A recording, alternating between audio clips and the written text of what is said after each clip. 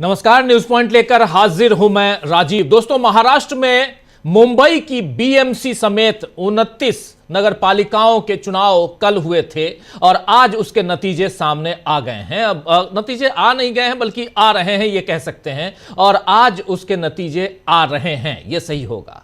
और इन चुनावों से पहले ही बीजेपी ने प्रचंड जीत के दावे कर दिए थे। एग्जिट पोल्स में भी बीजेपी को भारी बढ़त दिखाई गई थी और जिस तरीके से कल मतदान को लेकर लोगों में उत्साह की कमी दिखी, उससे जाहिर हो गया कि जनता भी अब समझ चुकी है कि वोट किसी को भी लेकिन जाएगा तो वो बीजेपी में ही और आएगा तो मोदी ही।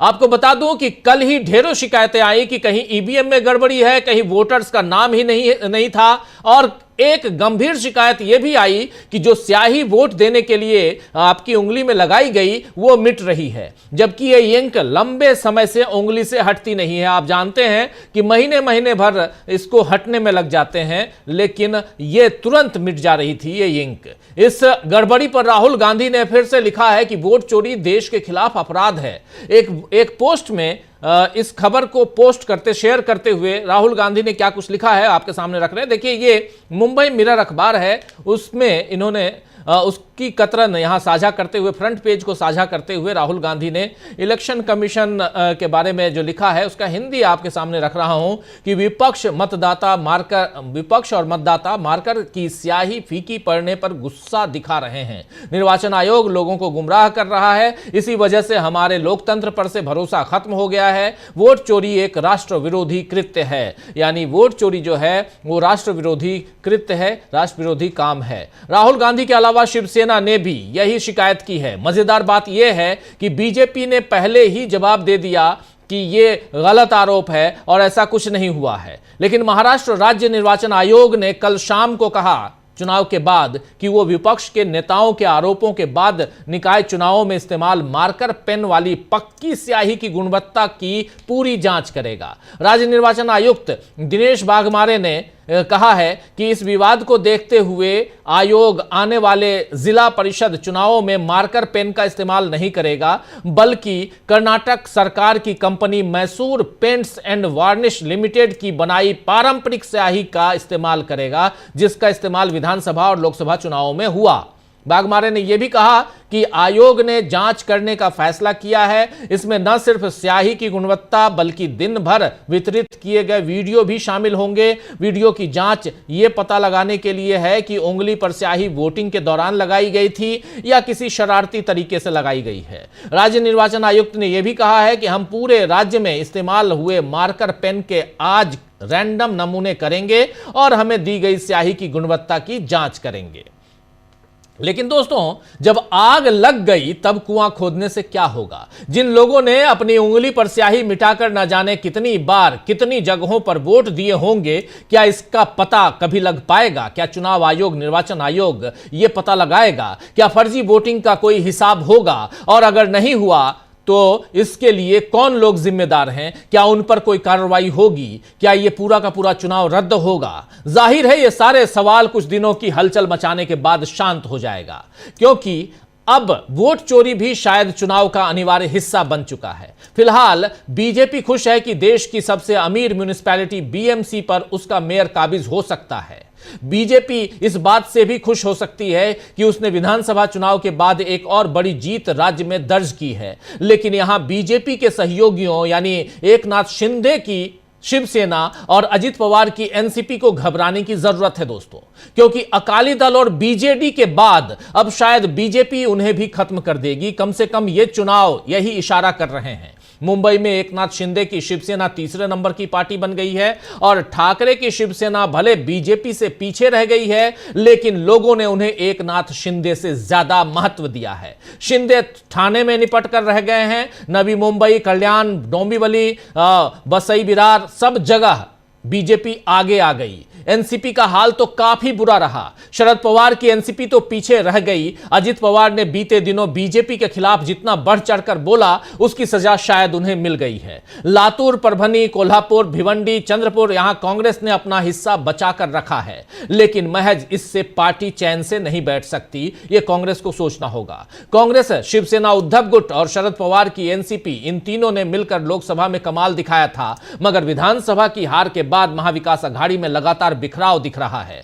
इन तीनों के अलग अलग वोट अगर मिल जाते हैं तो बीजेपी को और कड़ी टक्कर मिल सकती थी। बीजेपी का दावा तो सुपड़ा साफ करने का था, लेकिन नतीजे ऐसा नहीं दिख रहे हैं। यानी सारी गड़बड़ी के बाद भी गुंजाइश दिख रही है कि बीजेपी को रोका जा सकता था। महाराष्ट्र नगरीय निकाय के नतीजे बाकी देश के लिए भी संदेश हैं। अभी पश्चिम बंगाल में बीजेपी एसआईआर और ईडी की रेड को लेकर घिरी हुई है। इधर राजस्थान से आज एक हैरान करने वाली तस्वीर सामने आई है। वहां का ऐसा मामला सामने आया है जिसमें बीएलओ के फोन कॉल से खुलासा हुआ है कि कैसे बीएलओ के ऊपर मुस्लिम वोटर्स का नाम काटने का दबाव बनाया जा रहा है। इस पर कांग्रेस प्रवक्ता सुप्रिया श्रीनेत ने इस बारे में जो कुछ लिखा है सोशल मीडिया पर, आइए जरा आपके सामने रख रहा हूं। यहां सोशल मीडिया पर सुप्रिया श्रीनेत लिख रही हैं कि मैं कलेक्टर ऑफिस जाकर वहां खुदकुशी कर लूंगा। ये इन्वर्टेड कॉमा में है, कोटेड है। यह बात जयपुर की हवा महल विधानसभा में बीएलओ कीर्ति कुमार एक फोन कॉल पर चिल्लाते हुए कह रहे हैं। उन्हें 470 वोटरों के नाम काटने पर मजबूर किया जा रहा है। उनका आरोप है कि मुस्लिम वोटरों को निशाना बनाया जा रहा है, जबकि उन्होंने इन सब वोटर्स का सत्यापन कर लिया है। हवा महल एक मुस्लिम बहुल विधानसभा क्षेत्र है, जहां से बीजेपी के नफरती बाल मुकुंद आचार्य एमएलए हैं। राजस्थान में कम से कम 3 बीएलओज की मौत हो चुकी है, जिसमें काम के दबाव और एसआईआर के तरीकों पर सवाल उठे हैं। यह एक बेहद गंभीर मामला है और अगर चुनाव आयोग इस पर खुद से संज्ञान नहीं लेता तो माननीय अदालत को इसमें हस्तक्षेप करना चाहिए, क्योंकि एक भी नागरिक जो है उसके वोट का हक छीनना लोकतंत्र पर हमला है। यह बात बहुत महत्वपूर्ण है दोस्तों। महाराष्ट्र में भी क्या यही हमला हुआ है? यह एक गंभीर सवाल है और इन सवालों के बीच स्क्रीन पर आप देखिए बीएमसी सबसे ऊपर, जो स्क्रीन पर मेरे ऊपर आप देख रहे हैं, ऊपर बीएमसी यानी बृहन मुंबई म्युनिसिपल कॉर्पोरेशन 227 सीटें, 227 सीट्स, इसमें पूरे रुझान सामने हैं। BJP plus 111 seat, UBT plus यानी उद्धव ठाकरे शिवसेना और प्लस यहां मनसे और प्लस शरद पवार मिलकर 82 seat, Congress 22 seat, others 12 seat. यहां पर 111 सीटें और 111 सीटें और सबसे बड़ी चीज, ये जो 111 सीटें हैं इसमें 114 चाहिए आप अगर सरकार बनाना चाहते हैं तो।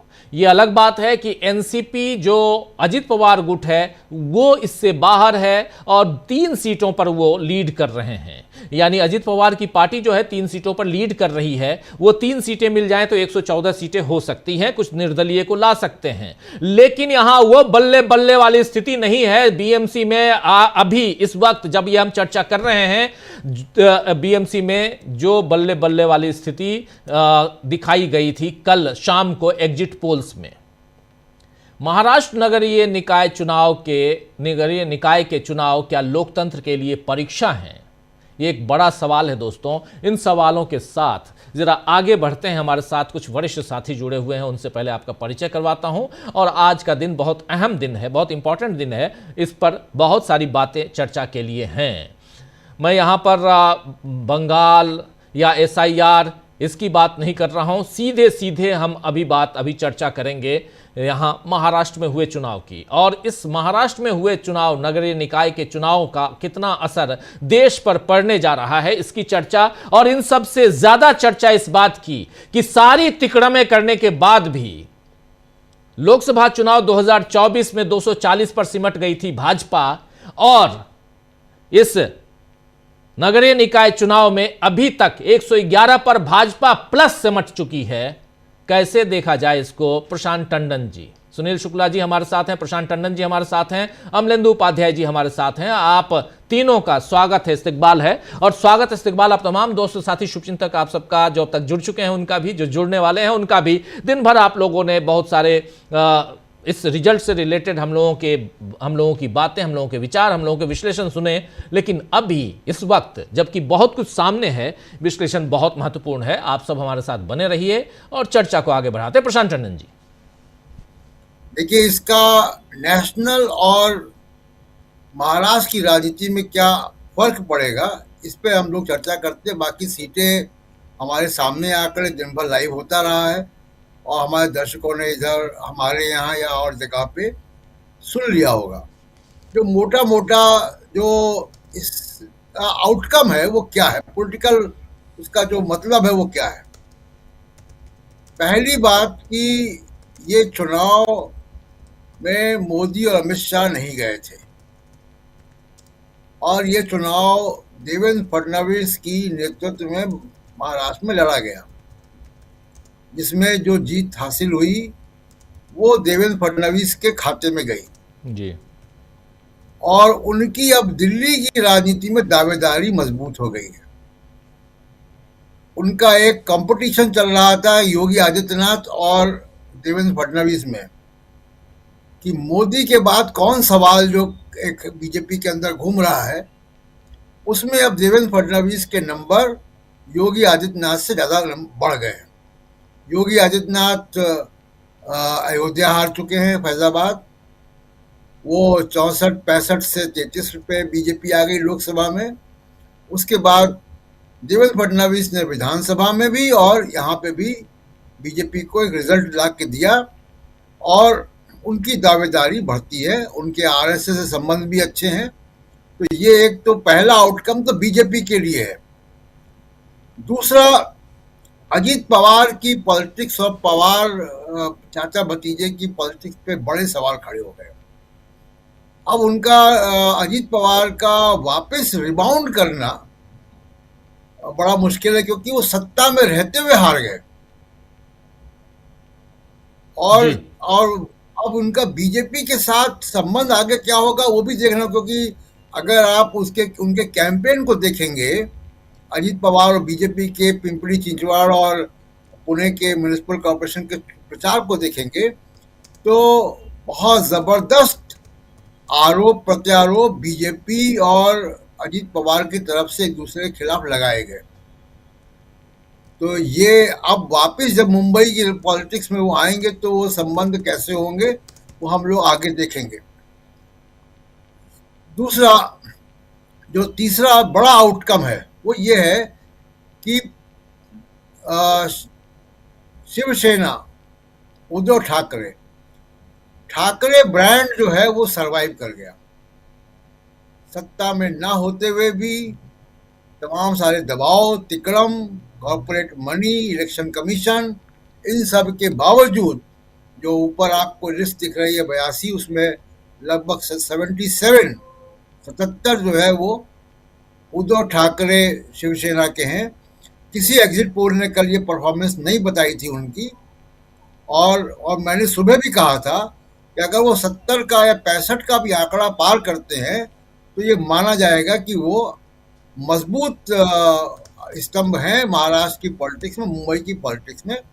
तो शिवसेना, उद्धव ठाकरे और ठाकरे ब्रांड, जो कि दोनों भाई भी साथ में आए इस बार, और आदित्य ठाकरे ने भी कैंपेन किया और उन्होंने अपनी राजनीति को बदला है। हिंदुत्व की राजनीति को छोड़कर वो मराठी मानुस की राजनीति में और विकास की राजनीति में आए हैं, इंडिया गठबंधन के साथ हाथ में लाया है जी। ये बड़ा प्रयोग था और वो प्रयोग कामयाब होता है। ये इंडिया गठबंधन के लिए, महाराष्ट्र की आगे की राजनीति के लिए एक अच्छा संकेत है। और ये मुंबई के मतदाताओं ने, महाराष्ट्र के मतदाताओं ने ये रुझान दिखाया है कि उनका ठाकरे पर विश्वास अभी कायम है। ये कुछ जो है वो टेक्स हैं जो कि मैं देख पा रहा हूँ कि नेशनल और महाराष्ट्र की पॉलिटिक्स में इसका असर क्या होगा। एक असर और होगा कि इलेक्शन कमीशन के खिलाफ गुस्सा और बढ़ेगा। मुहिम और बढ़ेगी। और एक आखिरी बात इस दौर में कि बहुत सारे विनिंग कैंडिडेट को, जो प्रोस्पेक्टिव कैंडिडेट थे, यानी जिनको शिवसेना या दूसरी पार्टियां अपना उम्मीदवार बना रही थी, कांग्रेस पार्टी या एनसीपी पवार, उनको बीजेपी ने तोड़कर अपने यहाँ मिलाया। बीजेपी को खबर थी कि ये उम्मीदवार बनेंगे, उनको अपने यहाँ मिलाया और वो जीत गए। उसमें तमाम अपने सिटिंग जो कॉर्पोरेटर्स उनके टिकट काट दिए। यानी दूसरी पार्टियों के जिताऊ उम्मीदवारों की पोचिंग हुई है, शिकार हुआ। उनको बीजेपी के प्लेटफॉर्म से लड़ाया गया और वो चुनाव जीत गए। यही प्रोजेक्ट कल बंगाल में था, जो फाइल ममता बनर्जी सामने लेकर आ रही हैं, जो लैपटॉप लेके गई, जो आरोप लगा रही हैं कि पार्टी का डेटा चुराने की कोशिश की गई ईडी के जरिए। यही प्रोजेक्ट था कि ममता बनर्जी के जिताऊ कैंडिडेट को आइडेंटिफाई हो जाए तो उनको डरा के धमका के ईडी सीबीआई करके उनको अपने यहाँ मिला के टिकट देते। ये प्रयोग महाराष्ट्र में भी हुआ है, जिसकी चर्चा कम हो रही है, लेकिन ये चर्चा कल डेटा और आ जाएगा, इसके बारे में डिटेल और आ जाएंगे, तो हम लोग बात करेंगे इसमें। जी बिल्कुल बिल्कुल, आप सही कह रहे हैं। हमारे साथ अनिल सिन्हा जी भी जुड़ गए हैं। अनिल जी, आपका स्वागत करता हूं इस कार्यक्रम में, नमस्कार करता हूं आपको। और सुनील शुक्ला जी, आपके पास आता हूं। कैसे आप देखते हैं, दिन भर आपने भी देखा, अब इस बीएमसी को लेकर बहुत अजीबोगरीब स्थिति है। अलग अलग अलग अलग ढंग के आंकड़े आ रहे हैं। हमारे पास जो आंकड़े हैं 227 के 227 हैं, कई जगह पे 215, कई जगह पे 211 तक, 208 तक आ गए हैं, जो बढ़ना चाहिए। और रिजल्ट जो रुझान है, कम से कम रुझान, सारे पिटारे खुल गए, ये बताना चाहिए। लेकिन कई जगह पिटारे जो हैं पहले खुल जाते हैं फिर बंद कर दिए जाते हैं। ये नहीं समझ में आ रहा है कि कैसे हो रहा है ये। लेकिन खैर, फिर भी 111 आपने कल देखा एग्जिट पोल। हम लोग भी एग्जिट पोल लेके आते हैं, हालांकि कल हम लोग लेके नहीं आए, इस पे हम लोगों ने नहीं किया था। और सही नहीं होता है तो हमारे साथी निराश भी होते हैं और कुछ लोग नाराज़गी जताते हैं, कुछ लोग ट्रोल भी करते हैं, बोलते हैं आपका एग्जिट पोल तो सही होता नहीं है। जबकि सही हुआ था, 2024 का एग्जिट पोल हमारा सही हुआ, हमारा कई सारे एग्जिट पोल सही हुए। इसका एग्जिट पोल, जम्मू कश्मीर का एग्जिट पोल, कर्नाटक का एग्जिट पोल, फिर इधर झारखंड के एग्जिट पोल, बहुत सारे एग्जिट पोल सही हुए। लेकिन अब यही है कि हम इंसानों से बात करते हैं, इंसानों से पूछते हैं, जो मतदाता है उनसे पूछते हैं कि आपने किसको वोट दिया। दूसरे वाले जो हैं वो मशीन से पूछते हैं, वो लोगों से नहीं पूछते, वो मशीन से सीधे ईवीएम से पूछते हैं कि आपके अंदर कौन सा वोट जा रहा है। तो उनको मशीन सही बता देती है और हमको गलत, हम गलत हो जाते हैं, इंसान गलत बताते हैं। जो जाके उंगली दबा के वोट डालता है वो गलत बता देता है। फर्क इतना ही है, कहीं मशीन नहीं बोल पाती है तो हम सही हो जाते हैं, जहां मशीन बोलती है हम गलत हो जाते हैं। लड़ाई हमारे मतलब मशीन और इंसान की चल रही है। सुनील जी, बात बहुत गंभीर कर रहा हूं, भले मजाकिया लहजा हो, गंभीर कर रहा हूं क्योंकि चुनाव आयोग के ऊपर ये आरोप है और चुनाव आयोग कटघरे में खड़ा है और बहुत सारी याचिकाओं के साथ खड़ा है। और अब एक कटघरा यहां पर फिर से तैयार हो रहा है, एक याचिका फिर से तैयार हो रही है, जिस पर राहुल गांधी ने ट्वीट कर दिया, तमाम विपक्षी दलों ने ट्वीट किया कि आखिर कौन सी स्याही आप लगा दी है उंगली में कि तुरंत मिट जा रही है। अनिल सिन्हा जी और अच्छे से बताएंगे विस्तार से, लेकिन आपसे पहले समझना चाह रहा हूं इस चुनाव को हिंदुस्तान की सियासत के हिसाब से कैसे देखते हैं आप? धन्यवाद राजीव जी। खैर, इस चुनाव से केंद्रीय चुनाव आयोग कटघरे में नहीं खड़ा होता, क्योंकि इस चुनाव का संचालन केंद्रीय चुनाव आयोग नहीं करता, राज्य निर्वाचन आयोग करता है। हर राज्य में है वो भी, लेकिन संबद्ध तो है सुनील जी, संबद्ध तो है निर्वाचन आयोग। नहीं राजीव जी, कोई संबंध नहीं है। यह जरूर है कि आप कोई नियंत्रण नहीं है, कोई दिशा निर्देश नहीं है, यह जरूर है, मतलब नियमानुसार। बाकी तो पर्दे के पीछे क्या क्या होता है वो अलग का सवाल है, होना नहीं चाहिए। लेकिन यह है कि जो राज्य निर्वाचन आयोग होता है वो राज्य सरकार के नियंत्रण में होता है। राज्य निर्वाचन मुख्य निर्वाचन अधिकारी की नियुक्ति करता है, राज्य सरकार करती है। अन्य जो पदाधिकारी होते हैं वो राज्य सरकार करती है। राज्य सरकारों के विभिन्न जो सेवानिवृत्त अधिकारी हैं उनको तैनात किया जाता है अलग अलग जगहों पर, तो पूरा का पूरा खेल वही है। तो जब आप ये जरूर कह सकते हैं कि जब केंद्रीय निर्वाचन आयोग, जिसको संविधान के द्वारा इतनी संरक्षण प्राप्त है, उनको इंडिपेंडेंटली काम करने के लिए के अवसर नहीं मिल रहे हैं या उन पर दबाव बनाया जा रहा है, तो राज्य निर्वाचन आयोग कितना स्वतंत्रता से काम कर लेगा? यह बिल्कुल वाजिब सवाल है। जो जिस तरीके से यह पूरा का पूरा चुनाव कराया गया महाराष्ट्र में, शुरू से ही तमाम तरह के लेकर के सवाल पैदा हुआ। एक तो मतदाता सूची को लेकर के गंभीर आपत्तियां व्यक्त की गई। मैंने कई वीडियो क्लिप्स देखे जिसमें लोग ये कहते हुए पाए जा रहे हैं कि उनका जो रिहायशी इलाका है उसमें तमाम लोगों के नाम कटे हुए हैं। जब वोट डालने गए तो कहा गया कुछ ही लोगों के नाम वहाँ पे हैं, बाकी लोगों के नाम नहीं है। और जो चुनाव कराने की जो एक नई मशीन जोड़ी गई, बिना लोगों को विश्वास में लिए, बिना उसका डेमो दिखाए, एक हमारे साथी कह रहे थे कि वो मतदान करने के लिए गए तो उनको वीवीपैट ही नहीं दिखाई पड़ा कि कहाँ पे है ये। तो तमाम तरह के आरोप लगे हैं निर्वाचन इसमें को तो लेकर। वीवीपैट है ही नहीं, इसमें है ही नहीं, इस्तेमाल ही नहीं हुआ, इस्तेमाल ही नहीं हुआ। वही मैं कह रहा हूँ, वही कह रहा हूँ कि वीवीपैट कहाँ पे है वो खोज रहे थे। और उन्होंने हमसे ये भी कहा कि वो अपने कई मित्रों से पूछे कि भाई हमको नहीं दिखाई पड़ा, हो सकता है हम झटके में निकल गए हो, आपको कहीं दिखाई पड़ा हो। तो तमाम उनका कहना है कहीं नहीं दिखा। तो जो आप बात कर रहे हैं वही सच्चाई है। तो एक नया जो आपने इक्विपमेंट लगाया उसके बारे में तरह तरह के संदेह हैं। खैर, लेकिन जो परिणाम आया है और जिस तरीके से बताया जा रहा था कि एक तरफा परिणाम है, एक तरफा राजनीतिक माहौल है, एकदम जो गैर बीजेपी ताकतें हैं वो खत्म हो गई। उद्धव ठाकरे और राज ठाकरे मिलकर के भी कुछ नहीं कर पाए। तो तमाम तरह की बातें जो एक राजनीतिक विमर्श बनाने की कोशिश की गई, परिणाम ये बताते हैं कि ऐसा कुछ भी नहीं है। ठीक है, हो सकता है कि जो अभी भी ट्रेंड दिखाई पड़ रहा है उसमें बीजेपी सत्ता में आ जाए, अपना मेयर बना ले, लोगों को तोड़ने फोड़ने में वो माहिर है। केंद्रीय अपने एजेंसियों का किस तरीके से वो केंद्रीय एजेंसियों का दुरुपयोग करके तो सरकार में चली आई, राज्य सरकार बना लिया उसने। तो वो बीएमसी का मेयर बनाना उनके लिए कौन सा टेढ़ा काम है? कोई नैतिकता या कोई नियमों का पालन, संवैधानिक तरीके से काम करने का की अपेक्षा तो आप नहीं कर सकते हैं। सत्ता में आने के लिए बीजेपी कुछ भी कर सकती है।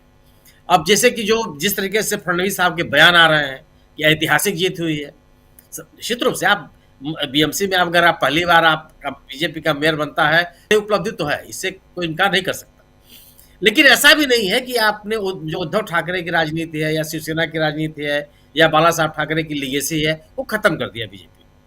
वो स्थिति नहीं है। अगर 82 सीटों पर जो भी आप सामने का आंकड़ा है और 11 सीटों पर बीजेपी प्लस है, तो यह मुकाबला बहुत कड़ा है। और अगर ये भी कहा जा सकता है कि अगर निष्पक्ष चुनाव हुए होते तो संभवतः स्थिति यह बेहतर नहीं होती, मैंने इस कदर नहीं बीजेपी के पक्ष में जाती।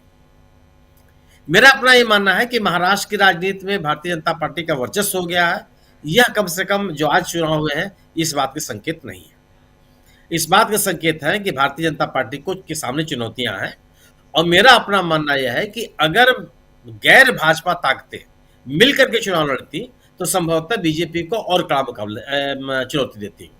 हमसे तमाम लोग असहमत हो सकते हैं, लेकिन शिवसेना, कांग्रेस और जो लोग इंडिया दल समूह में लोग हैं वो अलग अलग लड़ने के बजाय, और ये जो बात कही जाती है कि टैक्टिकल वोटिंग, 32 सीटों पे हम 30 सीटों पर अपने उम्मीदवार नहीं खड़े करेंगे, बाकी पे लड़ेंगे, तो एक राजनीतिक माहौल बनता नहीं, विमर्श नहीं बनता। मेरी अपनी समझ है ये। और अगर आप मिलकर जो चुनाव लड़ते हैं तो एक आक्रामकता होती है, एक राजनीतिक विमर्श होता है। जो लोग एक विकल्प की तलाश में होते हैं उनको आशा बनती है, तो एक आप राजनीतिक रूप से चुनौती दे पाते हैं। लेकिन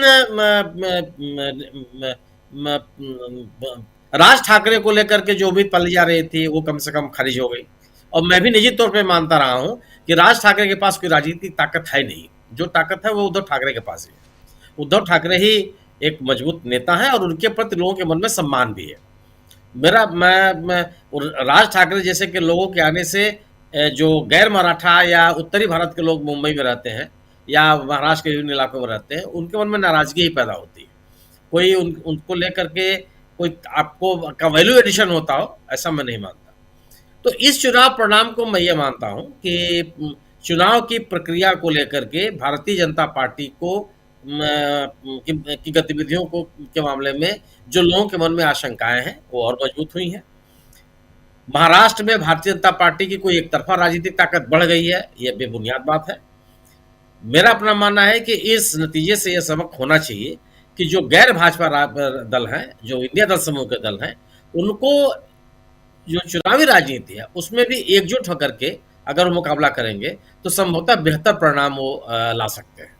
जी जी बिल्कुल बिल्कुल। हमारे साथ धनंजय जी भी जुड़ गए हैं सीधे मुंबई से, और उधर पुणे से जुड़े हुए हमारे साथी। धनंजय जी, आपका स्वागत है इस कार्यक्रम में। और अनिल सिन्हा जी, आपके पास आता हूं।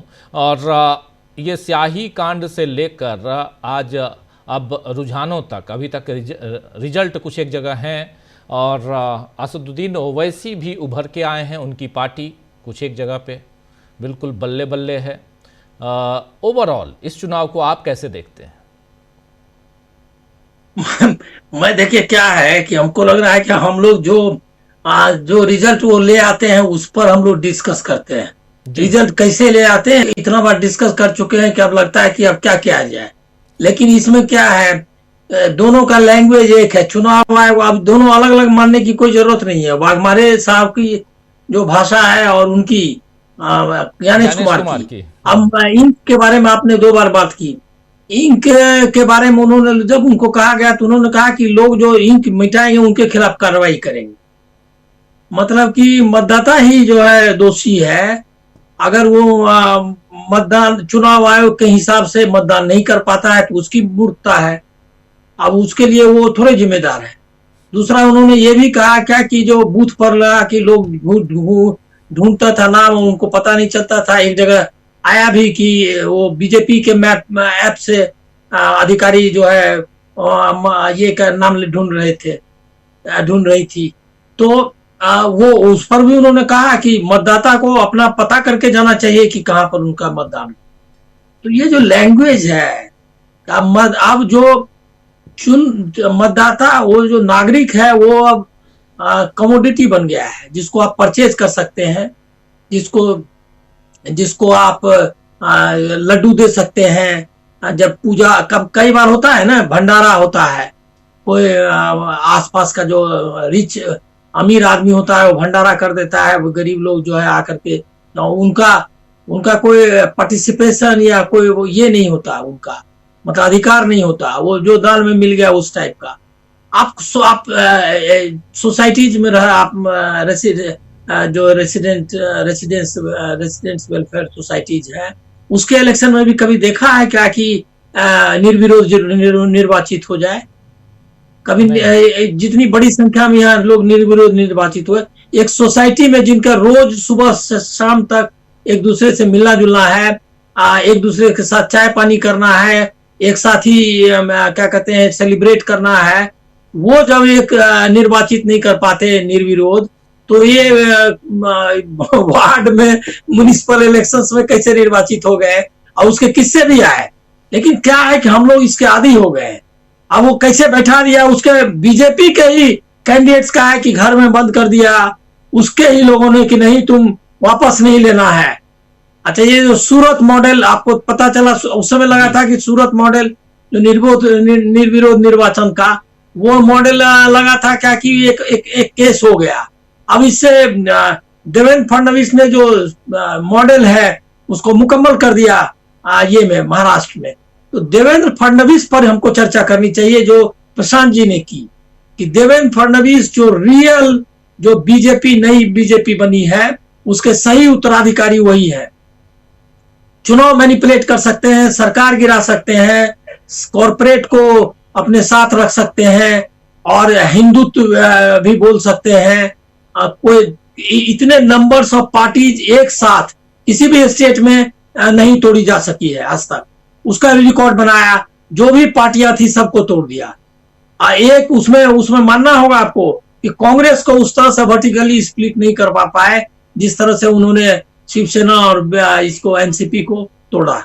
तो ये जो कारीगरी है उसमें आप उसमें ऐड किया, उसके जो उनकी पर्सनैलिटी है, उनकी जो पॉलिटिकल पावर है उसमें इससे ऐड हुआ है।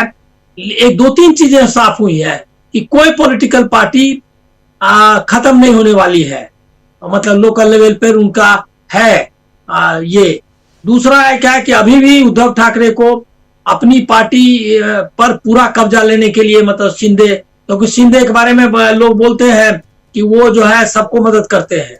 मदद मतलब आप समझ गए कि किस तरह की मदद करते हैं, हर तरह की मदद करते हैं। तो वर्कर्स का जो नीचे से ऊपर तक है, उन्होंने पार्टी का जो मशीनरी थी, शिवसेना सबसे ऑर्गेनाइज पार्टी महाराष्ट्र की थी, उस पर उनका बहुत बड़ा कब्जा हो गया है। तो वो कब्जा को कैसे तोड़ पाते हैं, वो है। दूसरा जो सुनील जी ने कहा वो भी इंपॉर्टेंट है कि जो बाकी पार्टियां हैं सब मिल करके, वो नहीं हो पाएगा, क्योंकि आइडियोलॉजिकल कंसोलिडेशन नहीं कर पा रही है। वो इकट्ठा अगर होना भी है तो एनसीपी और कांग्रेस ही इकट्ठा एक साथ आइडियोलॉजिकली करेगी। कांग्रेस में एक चीज अच्छा हुआ कि कांग्रेस ने अपनी जो पॉलिटिकल आइडियोलॉजी है उसी के हिसाब से ये किया, क्या कहते हैं, गठबंधन किया, रिजल्ट्स जो भी आए। लेकिन इससे मैं कि वो एक पार्टी है जो हिंदुत्व के खिलाफ लड़ रही है, लेकिन उसके सामने भी चैलेंज आया। देखिए कितना मैंने जो मतलब ओवैसी ने उनको मुश्किल खड़ी की है, कर रखी है उनके, क्या कहते हैं, को। तो भी भिवंडी में जिस तरह से कांग्रेस ने करीब करीब कांग्रेस और एनसीपी ने मिल करके जीत ही हासिल की है, लगभग भिवंडी महापौर नगर पालिका को उनके पास जाने वाला है। तो इससे ये पता चलता है कि वो ओवैसी का चैलेंज है, लेकिन उतना भी बड़ा नहीं है जिसको लेकर के बहुत परेशान हुआ जाए। तो महाराष्ट्र की जो म्युनिसिपल इलेक्शंस के रिजल्ट्स हैं वो बहुत इंपॉर्टेंट इस सेंस में भी है। एक तो बीजेपी के अंदर एक पावर स्ट्रगल का जो नक्शा है वो क्लियर हुआ। ज्यादा योगी अभी पीछे पड़ गए, मतलब पीछे आ गए हैं फडणवीस के ही मुकाबले, क्योंकि वो कॉर्पोरेट को मैनेज करने में और ये जो तंत्र चलाना हर पॉलिटिकल पार्टी को तोड़ देने वाला में उतना सक्सेस नहीं गेन कर पाए हैं जितना कि फडणवीस ने किया है। तो रियल इनहेरिटर जो है मोदी और अमित शाह के रूप में उभरे हैं। दूसरा एक और इम्पोर्टेंट बात है कि गुजरात का, महाराष्ट्र का गुजरातीकरण हो रहा है पॉलिटिक्स में, कि विपक्ष को कहीं भी जीतने नहीं देना है, चाहे क्या कहते हैं, पैसा लगाना है, एडमिनिस्ट्रेशन लगाना है, चुनाव आयोग लगाना है। अब मीडिया तो उनका है ये अपना, जो अभी उत्साह गोदी मीडिया में दिखाई दे रहा है वो आप एक आध जगह हमको कहीं क्लिप में वगैरह में दिख गया। उससे लगता है क्या कि गोदी मीडिया को एक नई संजीवनी जो है जो बनेगा मुंबई में, ये क्या कहते हैं उसका मेयर, मतलब उनके महापौर और उनके पास जाएगा बीजेपी का, लेकिन उत्साह उनका चौगुना हो गया है। तो ये मतलब एक ऐसे मोड़ पे ये जो इलेक्शन रिजल्ट्स का आपको बता रहा है कि जिससे है कि फाइट फॉर डेमोक्रेसी, जिसको आप कहते हैं कि डेमोक्रेसी के लिए फाइट और कठिन है, और जब ज्यादा ये मतलब ताकत के साथ लड़ना होगा, ये आपको अपोजिशन को सोचना पड़ेगा। जी जी जी, बिल्कुल सही आप कह रहे हैं, बिल्कुल सही कह रहे हैं। हम विश्लेषण कर रहे हैं वही विश्लेषण जो रिजल्ट दिखाई देता है, लेकिन विश्लेषण के पीछे के विश्लेषण को, यानी रिजल्ट के पीछे क्या कारण है और ये किस दिशा में जा रहा है, देश की डेमोक्रेसी, देश में चुनाव की पद्धति, इन सब पे बात लगातार उस पर भी कर रहे हैं हम, लेकिन और करने की ज़रूरत है। धनंजय जी, जरा आपके पास, आप मुंबई में हैं और क्या सीन है वहाँ पे? 227 सीटों में बीजेपी प्लस 111 और यूबीटी प्लस जो है 82, ये हमारे पास जो आंकड़े हैं, और अलग अलग आंकड़े आ रहे हैं। कुछ लोगों ने 227 सीटें जो हैं उसमें अभी तक रुझानों में कम कर दिए, 211 पे कुछ आ गए हैं, कुछ 208 पे भी हैं, और अभी कुछ पिटारे खुलना बाकी हैं। दिन भर यही हो रहा है क्या? इतनी धीमी गति से काउंटिंग का कारण क्या हो सकता है धनंजय जी? पहले तो धीमी गति से चुनाव होने का कारण बताइए कि धीमी गति से जो वोटिंग हो रही थी उसके क्या कारण थे। मैं खुद गया, मैं तो यहीं मुंबई में हूँ, मैं अपने वार्ड में गया वोट देने के लिए। स्कूल में मैं सुबह वाला आदमी, मैं सुबह चला जाता हूँ, मुंह वगैरह भी नहीं धोता हूँ, सीधा मैं काम करके आता हूँ, वही पहले देश के काम पहले कराते हैं।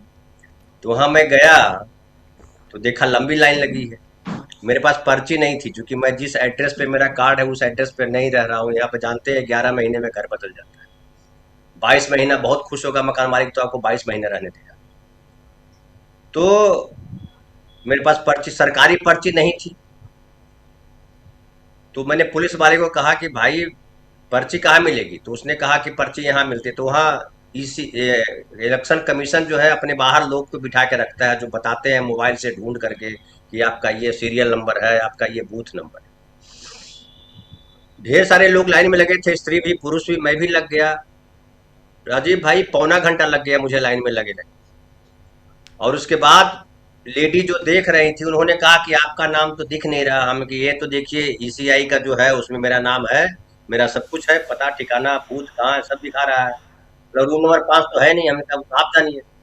हमने कहा कहाँ ढूंढ रहे हैं? तो उन्होंने कहा कि वो मताधिकार ऐप है, मताधिकार ऐप पे जाइए वहां मिलेगा। तो मैंने मताधिकार ऐप डाउनलोड किया, फिर उसमें ढूंढा तो मुझे मिल गया। मैंने पुलिस वाले को दिखाया कि भाई ये देखो बूथ नंबर 41 पे मेरा है, सीरियल नंबर मेरा फलाना है, 340 है। मैं वहां गया, वहां भी लाइन लगी हुई है। वहां भी जो है, ये बता रहा हूँ 8 बजे के आसपास की बात कर रहा हूँ, 8 से 9 के बीच, 7:30 बजे से शुरू हुआ था। उसके बाद वोट दे करके आए, अंदर सब व्यवस्था हमको ठीक लगी। लेकिन सुनील जी बता रहे थे, आपकी आवाज थोड़ी कट रही है, थोड़ी सी कट रही है, थोड़ा आगे आ जाइए जी। वीवीपैट मैं ढूंढ रहा था कि वीवीपैट कहाँ है, क्योंकि अब तक तो जितने मशीन से वोट दिया उसमें वीवीपैट देखा मैंने कि वीवीपैट वहां बगल में रखा है। और वो समझिए जैसे लोटा डोरी स्त्री पुरुष के तौर पे जो है वो साथ में, उसका वीवीपैट को मैं पूरक मानता हूँ। ईवीएम मशीन का पूरक है वीवीपैट। वो वीवीपैट मुझे दिखा नहीं। वहां जो चुनाव कराने वाले लोग थे, मैंने कहा कि जो है ये वीवीपैट कहाँ है इसका? तो ऐसा लगा कि उनको समझ में नहीं आया, पता नहीं क्या हुआ। उन्होंने कहा नहीं है तो नहीं है।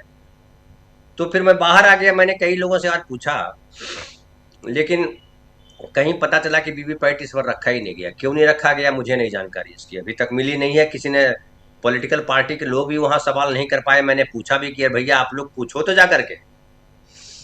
तो वोटिंग कितना स्लो हुआ, 1-1.25 घंटा अगर मुझे लगा।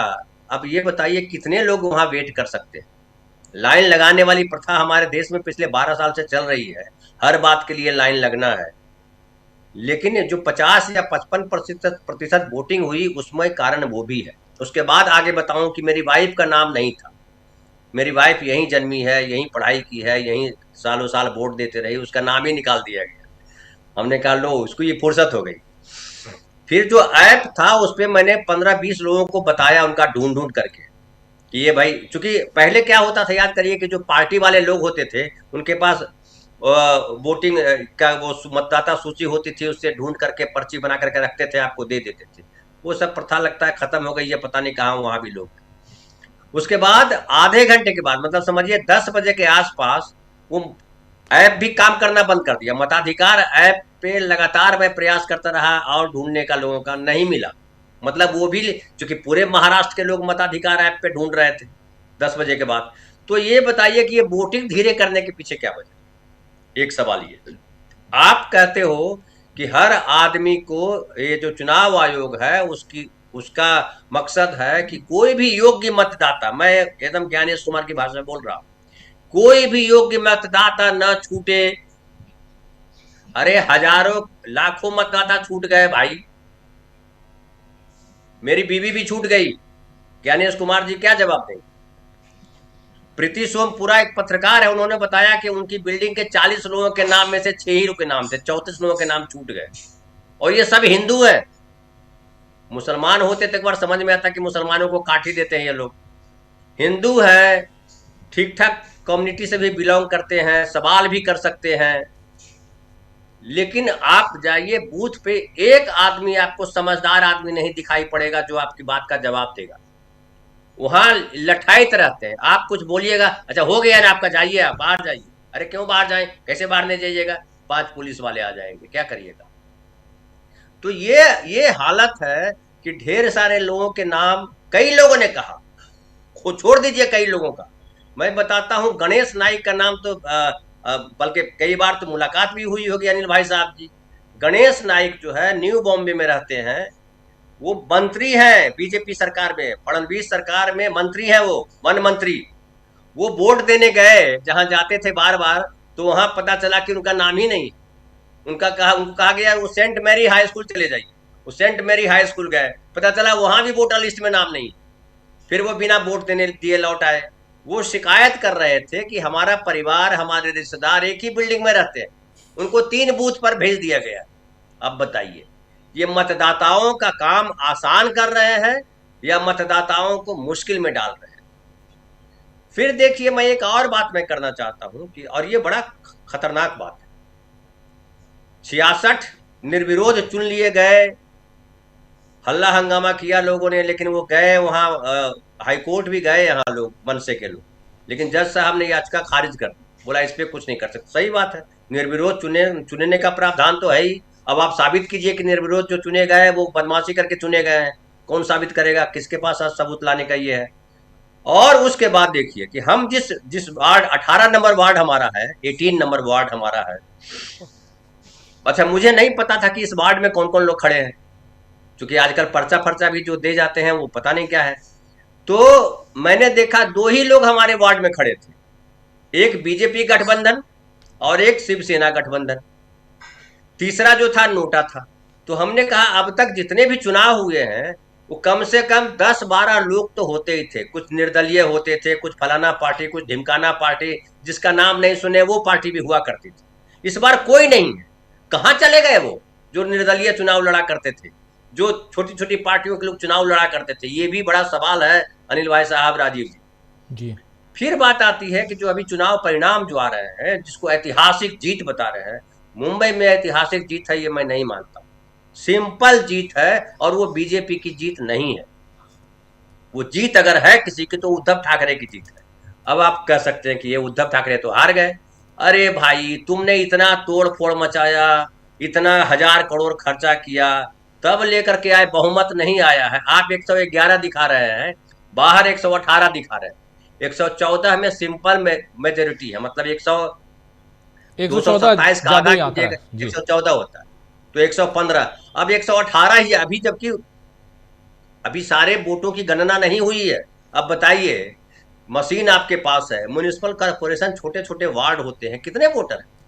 उसका अब शाम हो गई, 10:30 बजे क्यों शुरू किया भैया? रात करने के लिए। आप 7:30 बजे भी शुरू कर सकते थे, 8 बजे भी शुरू कर सकते थे, 10:30 बजे वोटिंग क्यों शुरू की? तो आप चाह रहे थे कि रात हो जाए, रात के बाद बिजली कट जाए। बिजली अब तो अडानी साहब की बिजली है, कभी भी कट जाएगी।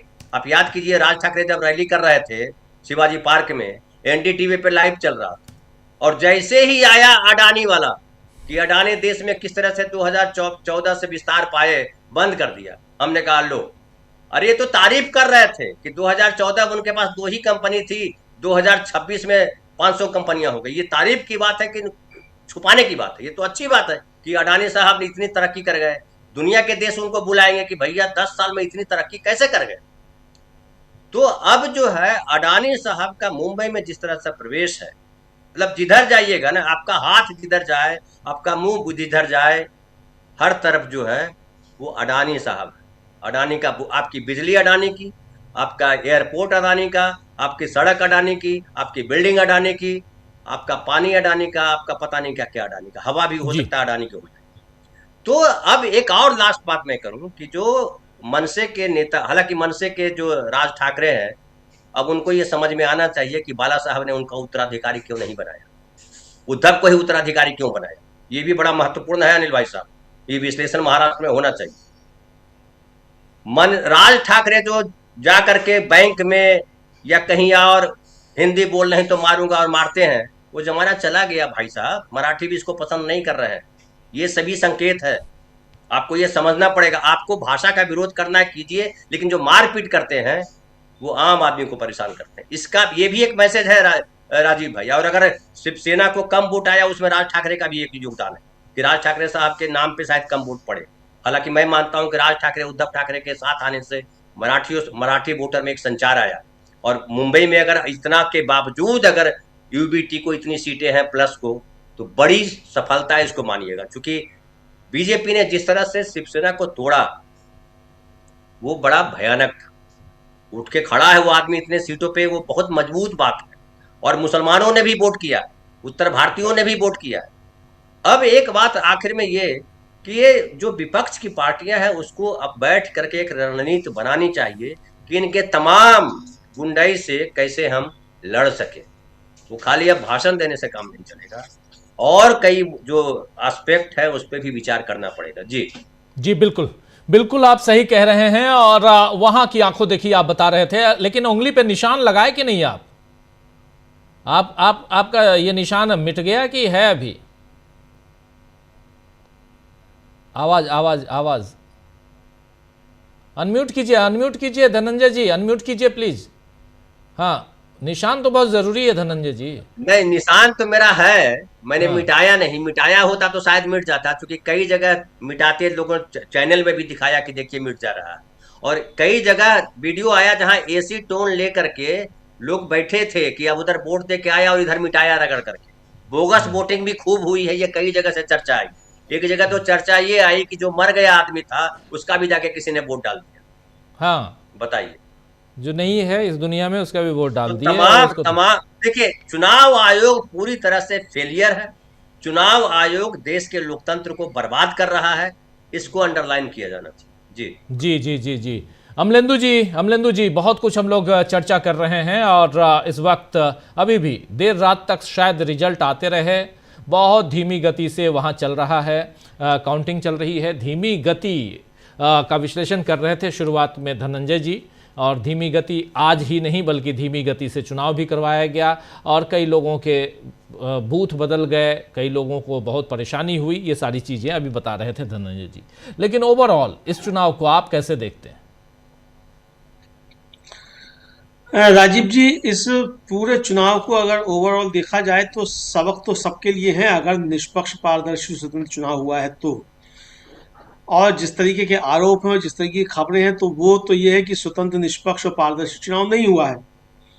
लेकिन अगर ये नतीजों को ही देख लिया जाए, इन नतीजों पे ही बात की जाए, तो भी राजीव जी, भारतीय जनता पार्टी को इतने सारे धक्कर्म करने के बावजूद अगर एकनाथ शिंदे के कंधे पर चढ़कर 111 तक पहुंचना पड़ रहा है, तो ये तो फिर मोदी जी और फडणवीस जी दोनों के लिए, जो दोनों जी हैं, इनके लिए बहुत सोचने की बात है कि आपके साथ चुनाव आयोग है, आपके साथ एजेंसियां हैं, आपके साथ सब कुछ है, एकनाथ शिंदे हैं, और उसके बावजूद अगर आप 111 पे पहुंच रहे हैं, और हो सकता है शाम तक और कम हो जाए, क्योंकि दिन भर जो है कुछ माहौल बनाया जाए, थोड़ी देर के लिए बीजेपी के दफ्तरों में लड्डू बटें, मीडिया पर कांग्रेस को गरियाया जाए, इस सब के लिए शाम तक जो है किया गया। अब हो सकता है राजीव जी 8 बजे के बाद जो है वो गरियाने का टाइम जब बंद हो जाता है मीडिया पे, तो फिर असली रिजल्ट आना भी शुरू हो जाए, ये भी हो सकता है। तो लेकिन बहरहाल अगर यही है तो ये काफ़ी चिंता का विषय बीजेपी को होना चाहिए।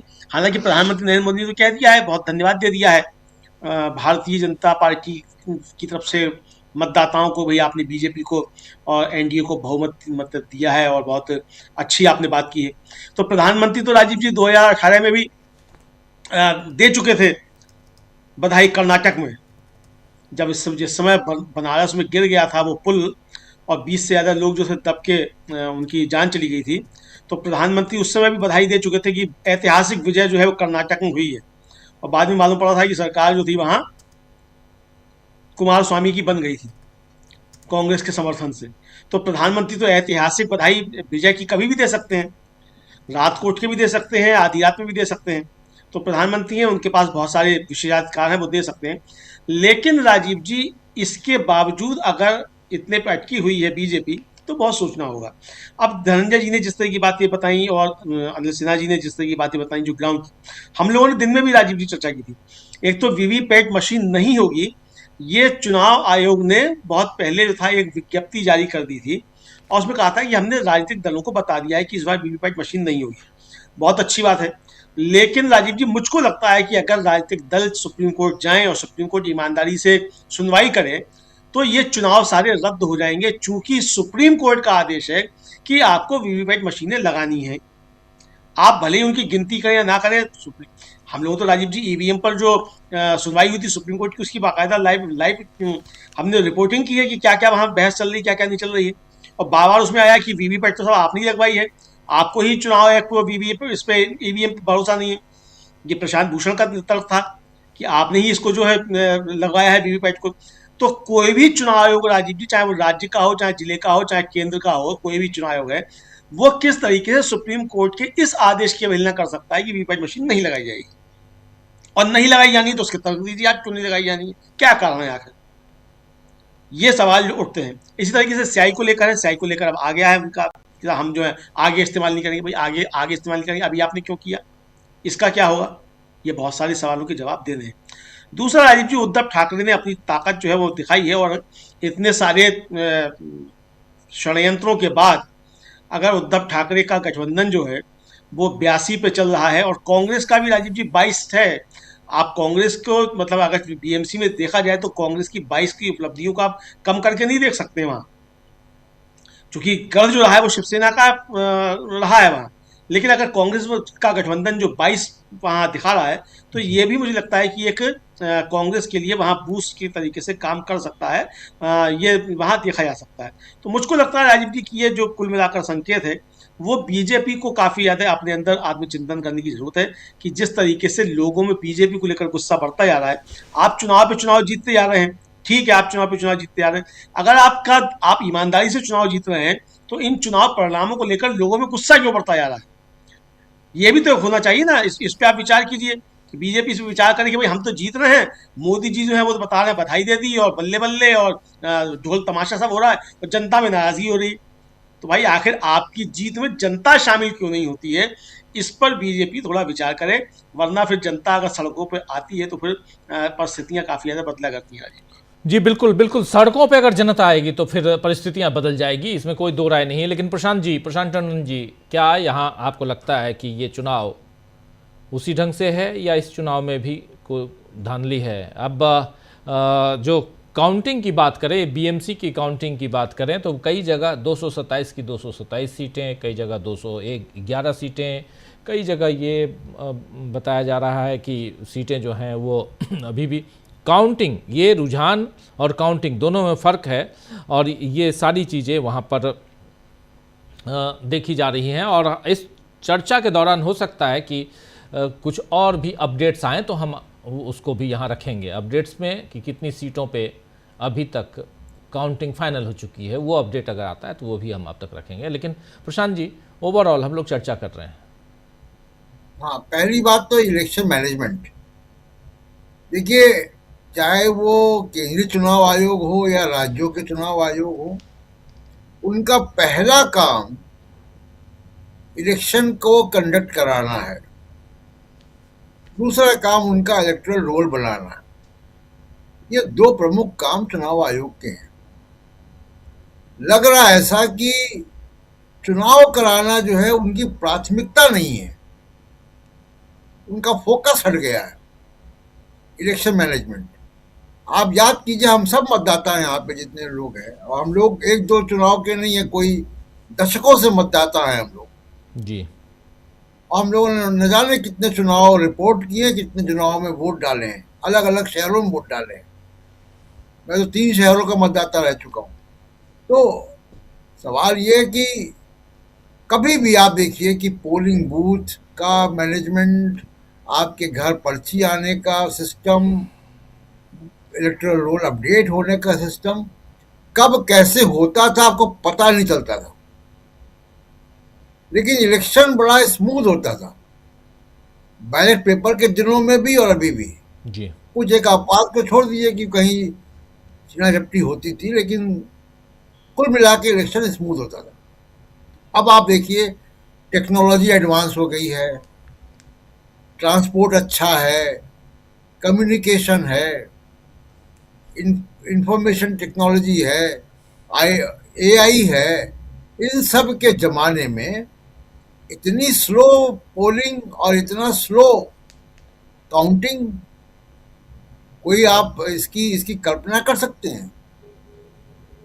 बैलेट पेपर के दिनों में भी महापालिका के चुनाव की रिजल्ट तब तक आ जाते थे जी।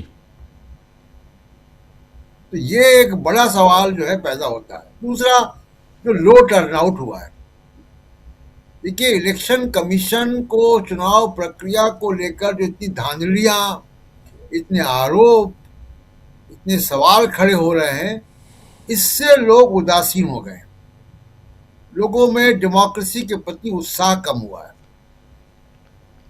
लोग सेल्फी डालते हैं, हम लोग भी जब ये उंगली ऐसे वोट करके सोशल मीडिया पे सेल्फी डालते हैं लोग, वो उत्साह कम हो गया है।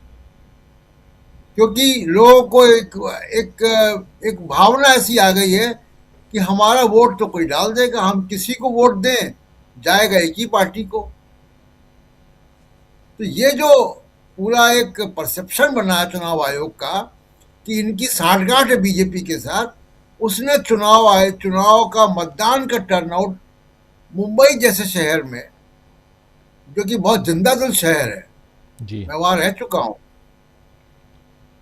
तो सारे त्यौहार वो बड़ी हंसी खुशी मनाते हैं, सब कुछ वो सड़कों पे होता है, उल्लास के साथ होता है।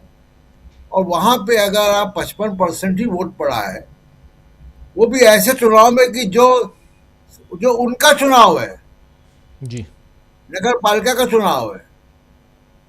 क्योंकि मुंबई में एक बात मैंने देखी कि जो लोगों का जीवन है, जो लोगों की दिनचर्या है, उसका बीएमसी से बहुत करीब का रिश्ता है। इतना करीब का रिश्ता हमारा एमसीडी से नहीं है दिल्ली में, जितना मुंबई के लोगों का बीएमसी से है। बहुत आम प्रचलित शब्द है बीएमसी वहां पे, जितना दिल्ली में एमसीडी नहीं है, जी या लखनऊ में नगर महापालिका नहीं है, या और शहरों में। तो मुंबई की जो कल्चर है उसमें बीएमसी का एक बड़ा एक बॉन्डिंग है। उसके बावजूद इतना कम टर्नआउट, और इसका जो पॉलिटिकल संदेश है, देखिए, मैन ऑफ द मैच जो है वो उद्धव ठाकरे हैं। जी ये चुनाव में दो लोगों का, उद्धव ठाकरे और देवेंद्र फडणवीस, ये दो लोग मेडल लेके निकले हैं। और उद्धव ठाकरे तमाम एग्जिट पोल और ईडी और सीबीआई और एजेंसियां, धांधलियां, पैसा, तोड़फोड़ पार्टी में, सुप्रीम कोर्ट का भी ढुलमुल रवैया, इन सब के बावजूद वो जो है जिंदा है राजनीति में। और एक और फैसला जो आज मुंबई के लोगों ने कर दिया, चलिए, ये जो ऊपर दिखा रहे हैं हम, ये चुनाव आयोग का जो लेटेस्ट आंकड़ा है वो हम लेके आ गए हैं। चुनाव आयोग के लेटेस्ट आंकड़े के हिसाब से यहाँ 205 सीटों में बीजेपी प्लस को 102 सीटें, यूबीटी को प्लस को 68 सीटें, कांग्रेस को 21 सीट और अदर्स को 14 सीटें। ये चुनाव आयोग का आंकड़ा है जो अभी, क्योंकि हम अब फाइनली चुनाव आयोग का जो आंकड़ा है वही फाइनल आंकड़ा होगा, और उसी आंकड़े को हम यहाँ रख दिए। 10 घंटे हो चुके हैं राजीव, काउंटिंग शुरू हुए। जी बिल्कुल, 10 घंटे, घंटे पूरे 10 साथ घंटे हो गए। साथ में ये भी देख लीजिए कि बहुमत नहीं है, खिसक गए नीचे अभी जो दिख रहा है उसमें। हाँ जी जी, वो भी है। तो एग्जिट पोल भी गलत हुए, लेकिन जो बात मैं कह रहा था कि देखिए, उद्धव ठाकरे बड़े विनर होकर निकले इसमें, और मुंबई की जनता ने असली और नकली शब्द का फैसला भी कर दिया कि बाल ठाकरे के साथ है, ये भी तय हो गया आज इस इलेक्शन में। दूसरी एक महत्वपूर्ण बात जो मुझे अभी तक ट्रेंड में समझ में आ रही है, आंकड़े भी और आएंगे कल तक तो देखेंगे, कि उद्धव ठाकरे को मराठी भाषी के अलावा और भी वोट मिले, क्योंकि मुंबई में अब मराठी भाषी पहले की तुलना में कम हो गए। अब 35-40% ही मराठी भाषी है वहां पे। अब गुजराती और हिंदी भाषी भी उतनी ही संख्या में है, दोनों को मिला लें तो इसलिए आप देखिए कि उद्धव ठाकरे को मराठी भाषी लोगों के अलावा भी वोट मिले, तभी इतनी सीटें दिख रही हैं। तो ये एक बड़ी जीत हुई है। देवेंद्र फडणवीस के बारे में मैं कह चुका हूं कि वो एक छोटा सा और एक जो चुनाव है, सीट है, जिसकी मैं चर्चा करना चाहता हूं, वो है धारावी। जी, धारावी ने तीसरे चुनाव में एक संकेत दिया है कि उसको अडानी मंजूर नहीं है। लोकसभा में, विधानसभा में और इस बार चुनाव में, तीनों चुनाव में उसने कांग्रेस को जिताया वहां से। और धारा भी हम लोग गए थे राजीव जी, आपको याद होगा जी कि हर दरवाजे पे एक नंबर छपा हुआ है। वो नंबर क्या है कि इनको इस मकान को गिराना है, तोड़ना है, ये मकान हटेगा। तो इस जो दरवाजों पे नंबर लिखे हुए हैं वहां पे, उसने वहां पे बीजेपी को हरा दिया। और ये जो धारावी का चुनाव है वो अडानी के खिलाफ एक लोगों का जो है भावना सामने आती है। जी राजीव जी, बिल्कुल बिल्कुल। ये जो आदर्श 14 सीटें हैं, इसमें से 8 सीटें AIM के पास है। 8 सीटें रुझानों में AIMIM यानी असदुद्दीन ओवैसी की पार्टी, और 2 सीट समाजवादी पार्टी, अखिलेश यादव की जो पार्टी है। 2 seat Samajwadi party, 8 seat Asaduddin Owaisi की पार्टी, 8 2 10 बचे 4 और 14 में से। और उसमें NCP भी है, अजीत पवार की पार्टी, और NCP के पास 2 है और 2 निर्दलीय हैं।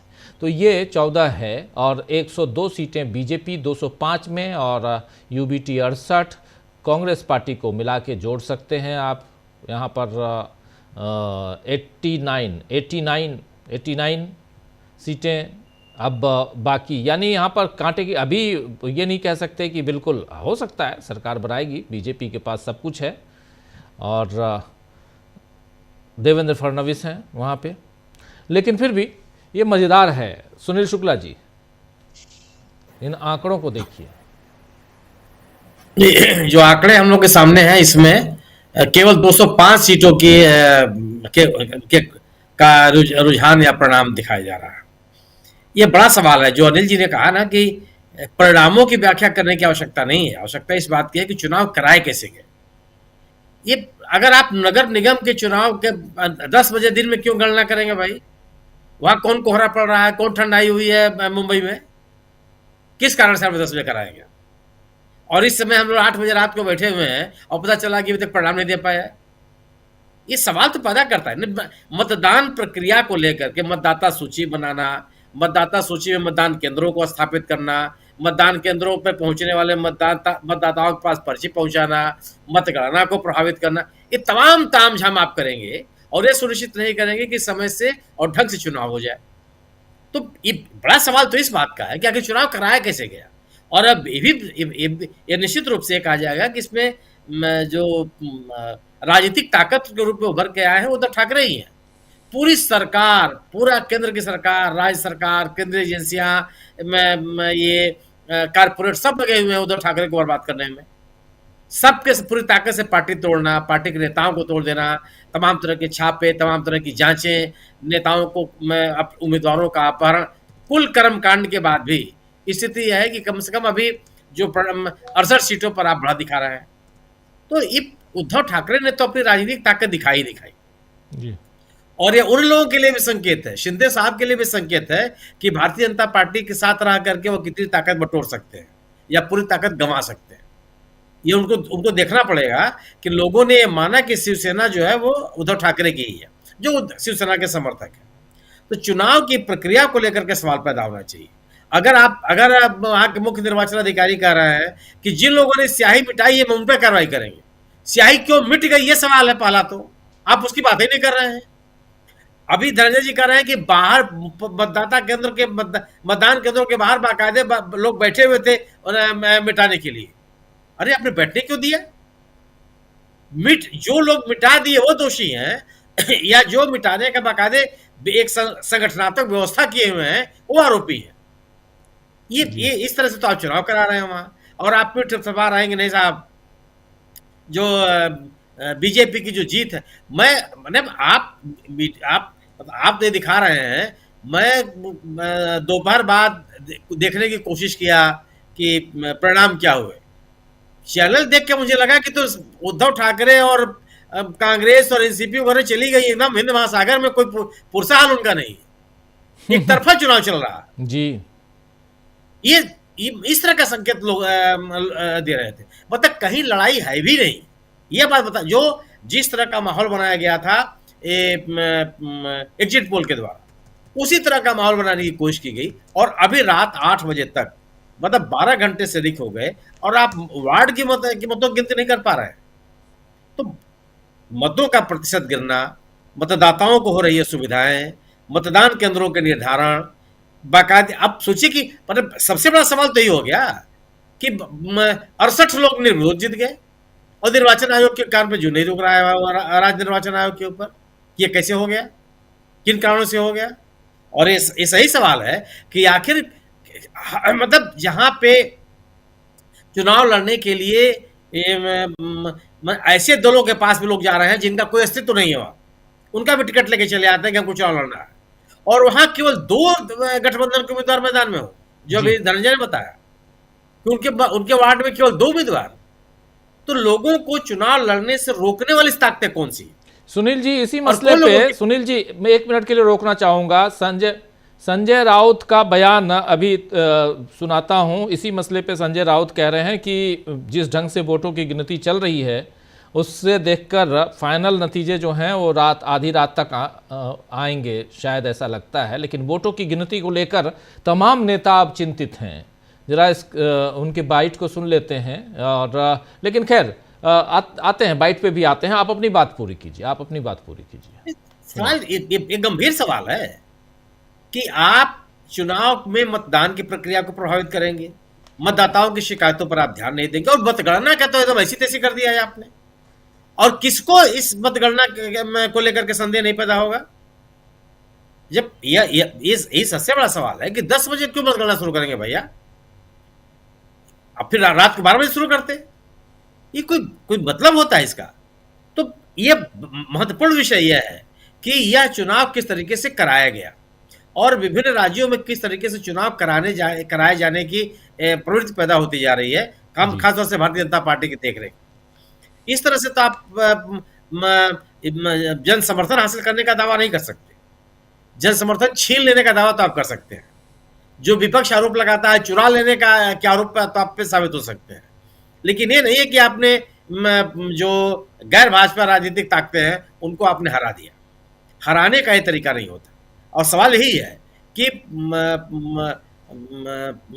फडणवीस साहब पूरी ताकत के साथ, पूरी सरकारी मशीनरी, कारपोरेट, केंद्र सरकार का सहयोग, उससे उन्होंने अपना यह साबित करने की कोशिश की कि वो चुनाव जीत के चले आए। लेकिन जन स्वीकृति यह है, यह इसको स्वीकार करने में असुविधा है। जी बिल्कुल आप सही कह रहे हैं। जन स्वीकृति है और इसको स्वीकार करने में थोड़ी परेशानी तो होगी।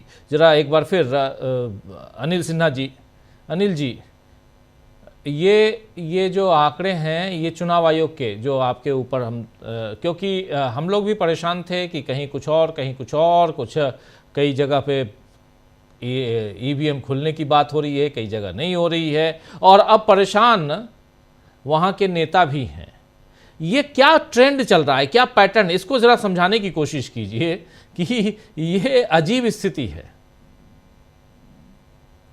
ये क्या है कि अभी उन्होंने सारा कुछ बोल दी कि मतलब जो पहले क्या था कि विक्टिम अगर आप हैं तो आपकी सुनवाई, अब जज वगैरह भी जो जिस तरह जुडिशरी भी बात करती है उसमें आपको ये है क्या कि विक्टिम आप है तो आपका है कि जैसे पहले था एक नैरेटिव थी कि आप लड़की अगर घर से अंधेरे में जाएगी तो क्या होगा उसका, मतलब ये नहीं है क्या है कि उसको वहां आप जो है उन पर अत्याचार हुआ। वो ये कोई वाघमारे जी का जो बयान मैंने पहले कोट किया, मैंने कहा उनके लैंग्वेज को और गणेश जी को गणेश जी बोल रहे हैं, गणेश जी को लैंग्वेज को, वो दोनों का अगर आप एक साथ रख लीजिए तो आपको कोई लैंग्वेज गणेश जी वगैरह मतलब ठीक ही है, उसी टाइप का बोला जाता है कि बिठा दिया है क्या, तो वैसा ही बिठाया हुआ है ये सब देवता जो है। ये जो चुनाव आयोग के मतलब चुनाव का जो देवता जो लोकतंत्र के हैं वही उन्हीं का जो है फेर मती उनकी फेर ली गई है। अब उनको किसी तरह जो है अब रास्ते पर लाना होगा। मुझको लग रहा है क्या, देखिए अभी जैसे इंक वाला में बड़ी लंबी स्टोरी है अखबारों में, इंक का क्या हुआ, लोग उस पर प्रतिक्रिया दे रहे हैं, वो एकदम साफ बता दिया उसने कहा अगले बार से नहीं करेंगे। चलो एक तो पहले दे दिया, मामला ही खत्म। अरे इस बार क्यों किया ये बताओ। उसके दूसरी बोल दिया कि बोला कि अगर कोई मिटाएगा तो उसके खिलाफ कार्रवाई करेंगे। अब मतलब मतदाता, और वो बता रहा है कि ये मिटने वाली स्याही है, उसकी जांच नहीं करेंगे। अच्छा, जुडिशरी ने भी, मैं इससे सहमत नहीं हूं कि धनंजय ने जो कहा कि जुडिशरी क्या करेगी निर्विरोध में। अरे जुडिशरी को इंश्योर करना है, वो जुडिशरी को दिखाए। वो क्या चंद्रमा पे वो लोग रह रहे हैं क्या जज लोग? उनको यहीं पे देखना है, आसपास में सब कुछ नजर दौड़ाना है। एक चिट्ठी पर पीएन भगवती ने कहा कि जेल में जो बंद रहेगा अगर वो अंडर ट्रायल है तो उसके बारे में करेंगे, पीआईएल हो जाएगा एक चिट्ठी पे। अभी कह रहा है पीआईएल वाले सबको करिंदा लेके आते हो, फाइन करो इसको। अब मामला ही बदल गया। अब कानून बदल गया। पहले था कि एक इनोसेंट जो है जेल नहीं जाना चाहिए और उसको सजा नहीं मिलनी चाहिए। टिल जब तक वो इनोसेंट है तब तक वो मतलब सजा याफ्ता नहीं है, तब तक वो इनोसेंट है। अब कह रहा है स्टार्ट से ही कानून बन गया, जितना जो यूए पीए पीएमएलए में सब में यही है कि आपके बारे में बोल दिया पुलिस ने या ईडी ने कि आप हैं, ये सजा याफ्ता बन गई। यही अभी चुनाव आयोग में चल रहा है जी कि अब आपको अभी फाइट जो है ना, देखिए 2-3 चीजें खाली मैं खत्म करूंगा। रीअलाइनमेंट ऑफ फोर्सेस महाराष्ट्र में इस इलेक्शंस के बाद होने वाले। और एक तो है क्या कि ये तय हो गया कि जो मनसे नाम की जो ये का संगठन है उसको अब अपनी जो भी मतलब मनसे नाम से अब वो टिकाना उनके लिए मुश्किल होगा। एक तो है उनका अब सीट में देखना है कि कौन सी सीटें, कितनी सीटें मनसे ने लूज की है, किस तरह से बीएमसी में, वो बहुत इंपॉर्टेंट वो आंकड़े होंगे। दूसरा है क्या कि जो अजीत पवार है और शरद पवार जिसके मिलने की बात की जा रही थी, अजीत पवार ने बहुत सारी बातें कही थी चुनाव के दरमियान, जिसमें भ्रष्टाचार का आरोप, आइडियोलॉजिकल डाइवर्जेंस जो है दोनों जो पॉलिटिकल फॉर्मेशंस में है, गोडसेवादी है वो, हम जो है ये अम्बेडकरवादी बहुजन फुले और साहू छत्रपति वाला, मतलब हम सेकुलर हैं, ये दोनों उन्होंने उसको डिफाइन किया था और बहुत सारे आरोप इस तरह से लगाए थे। तो क्या अजीत पवार अब इन आरोपों के साथ किस तरह से कंफर्टेबली, जिसको आप कहते हैं कि सुविधाजनक रूप से रह सकते हैं वहां, वो आएगा।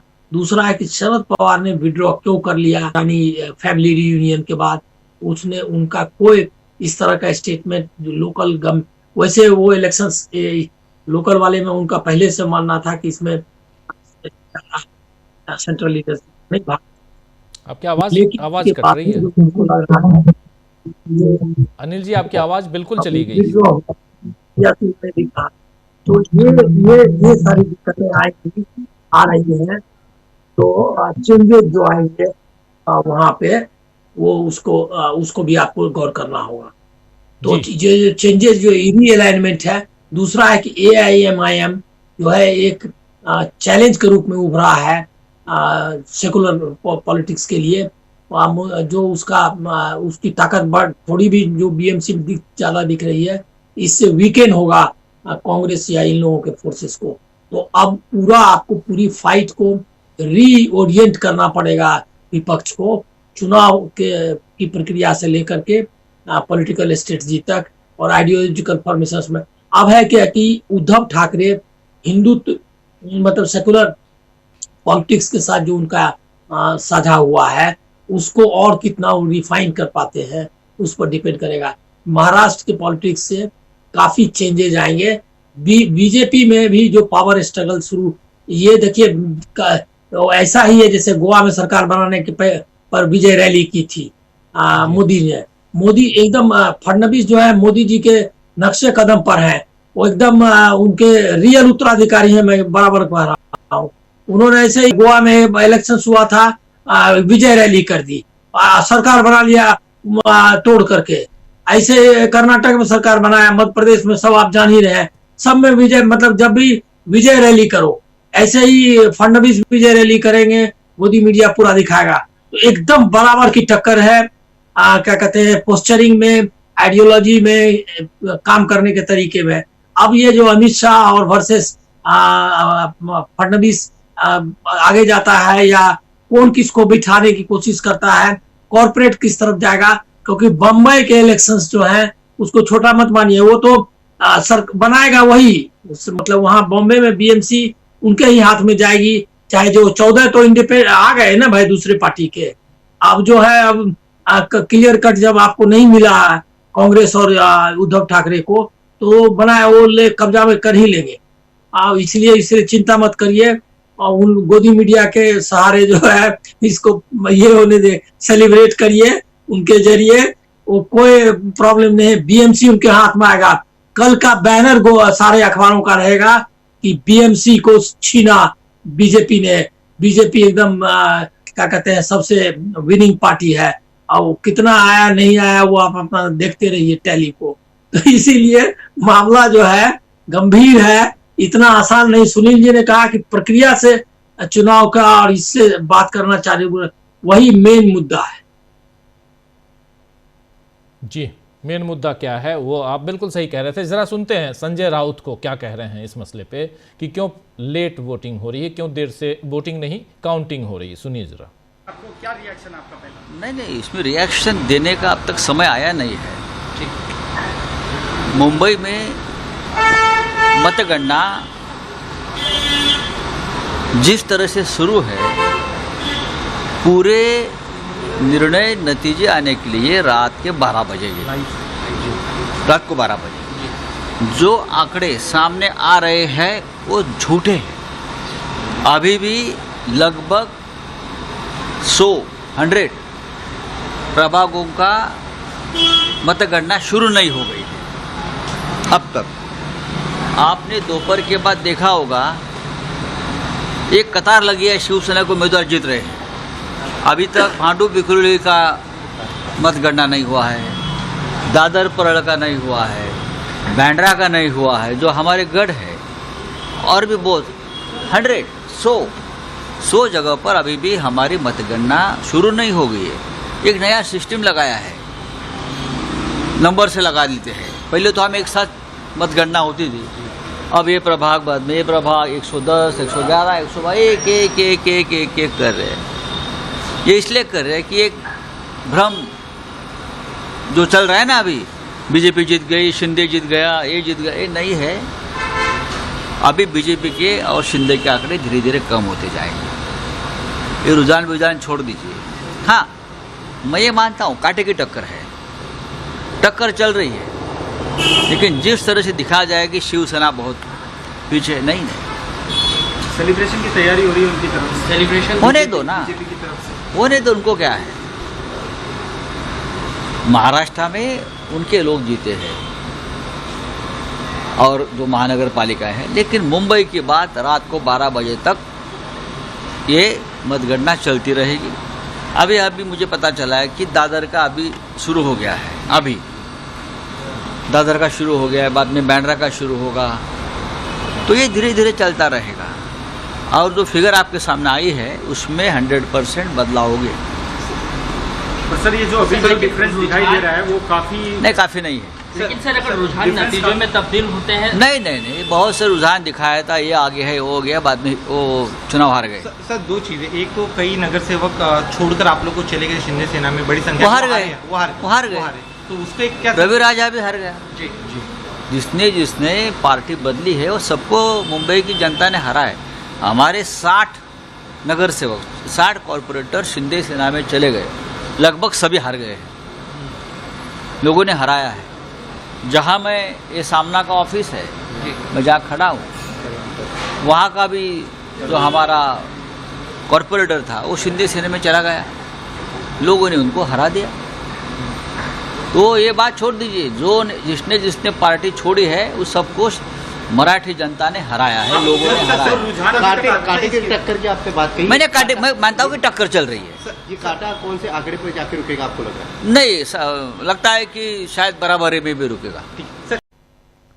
तो लगता है कि शायद बराबरी में रुकेगा। और एक गणित समझ में आया धनंजय जी कि यहाँ अलग अलग जो कॉरपोरेशन हैं, वो कॉरपोरेटर्स हैं, उनके वो पिटारा उनका खुल रहा है अलग अलग, उसमें कह रहे हैं अभी यहाँ का खुल रहा है, वहाँ का खुल गया। जो बता रहे हैं ये काउंटिंग का कुछ तरीका अलग हुआ है और इसलिए देर हो रही है, बता रहे हैं। लेकिन दूसरी बात आप लोगों को एक जानकारी दे दूं, ये जो 21 सीटें दिख रही हैं कांग्रेस पार्टी की बढ़त में, रुझानों में, इसमें से 20 के रिजल्ट आ गए हैं और कांग्रेस 20 जीत चुकी है ऑलरेडी। इस 21 में से 20 ये बीएमसी में कांग्रेस ऑलरेडी जीत चुकी है और अभी कुछ खुले नहीं है, हो सकता है कि आंकड़ा बढ़े और इसीलिए आंकड़े में बहुत हेरफेर हम यहाँ पर बदलाव देख रहे हैं, हेरफेर नहीं बदलाव देख रहे हैं। धनंजय जी, जो अभी ये कह रहे थे उद्धव ठाकरे गुट के संजय राउत सांसद हैं, वोकल हैं काफ़ी, और जो बातें कह रहे थे इसमें अब देखिए 215 है, 110 बीजेपी, 110 प्लस यूबीटी 69, यहाँ कांग्रेस को एक सीट और, ये आंकड़ा बदला है 215 पे, 205 से 215, 10 सीटें बढ़ गई। ये जो आंकड़ा हम दे रहे हैं ये चुनाव आयोग के आंकड़े जो आ रहे हैं वहाँ से ऑथेंटिक, वो आंकड़े आपके सामने रख रहे हैं। खैर, लेकिन उद्धव ठाकरे जो माफ़ी चाहूँगा, संजय राउत जो बातें कह रहे हैं, कितना दम है इसमें? और चुनाव कई लोग कह रहे हैं कि फंसा हुआ है अभी भी, कैसे इसको देखते हैं आप? संजय राउत जो कह रहे हैं उसमें एक बात सही है कि एक साथ सारे वार्ड में काउंटिंग नहीं हो रहे थे। तय ये हुआ था कि 23 सेंटर होंगे काउंटिंग के और वहाँ 2-2 वार्ड के हर जगह पे काउंटिंग होंगे, यानी 46 वार्ड का एक बार काउंटिंग शुरू होगा। एक 46 कंप्लीट हो जाएगा तो दूसरा 46 चलेगा, दूसरा का 46 कंप्लीट हो जाएगा, तीसरा 46 चलेगा। ऐसा था, ये चुनाव आयोग ने पहले ही अनाउंस कर दिया था।